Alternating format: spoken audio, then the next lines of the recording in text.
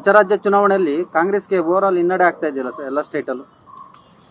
ಈಗ ತಮಿಳ್ ವೆಸ್ಟ್ ಬೆಂಗಾಲ್ನಲ್ಲಿ ನಮ್ದೇನು ಇರಲಿಲ್ಲ, ಅಸ್ಸಾಂನಲ್ಲಿ ನಮಗೆ ಎಕ್ಸ್ಪೆಕ್ಟೆಡ್ ರಿಸಲ್ಟ್ ಬಂದಿದೆ. ಜನರ ಆಶೀರ್ವಾದ ಏನು ಮಾಡಿದ್ದಾರೆ ಅಲ್ಲಿ ಅದನ್ನು ನಾವು ಒಪ್ಕೊಳ್ತೀವಿ.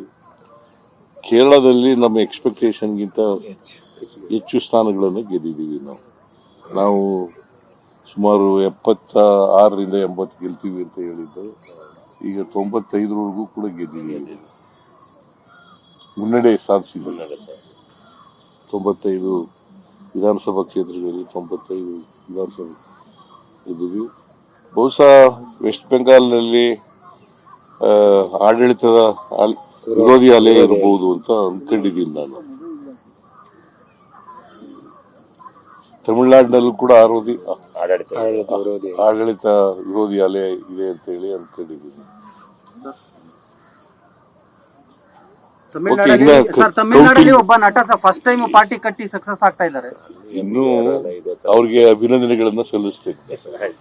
ಪಂಚರಾಜ್ಯ ಚುನಾವಣೆಯಲ್ಲಿ ಕಾಂಗ್ರೆಸ್ಗೆ ಓವರ್ ಆಲ್ ಹಿನ್ನಡೆ ಆಗ್ತಾ ಇದೆಯಲ್ಲ ಸರ್ ಎಲ್ಲ ಸ್ಟೇಟ್ ಅಲ್ಲೂ.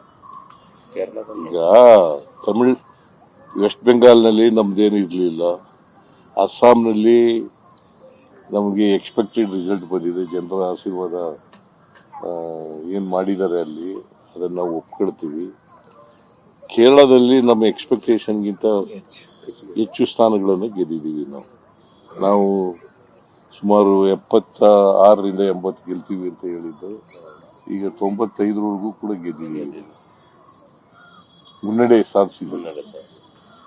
95 ವಿಧಾನಸಭಾ ಕ್ಷೇತ್ರಗಳಲ್ಲಿ 95 ವಿಧಾನಸಭೆ ಗೆದ್ದಿವಿ.